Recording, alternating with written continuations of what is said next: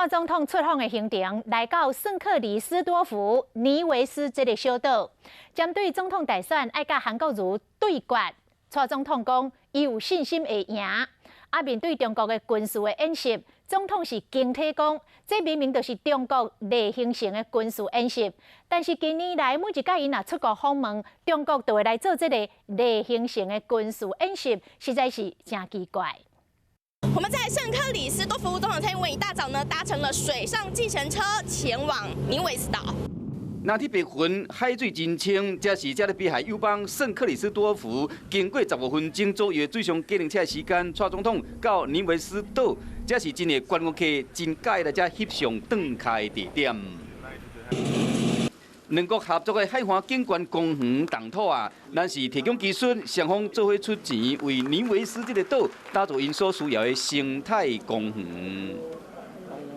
而在蔡总统在加勒比海友邦展开自由民主永续之旅的同时呢，中国又宣布要在东南沿海进行军演。这一次我们的了解是例行性的军事演习了哈。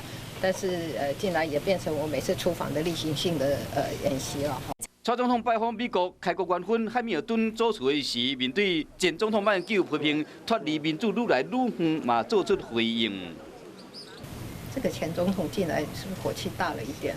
当年他是反对总统直选的。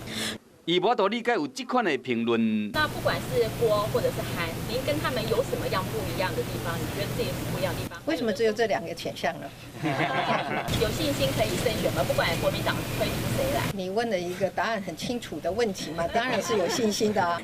而并外交同时，针对国内批评的声音，蔡总统嘛是火力全开。 伊拍算伫友邦圣克里斯多夫停留3天。圣克里斯多夫岛边是大西洋，正边是加勒比海，甲台湾的邦谊有36栋，双方共同分享海洋国家的包容甲开放。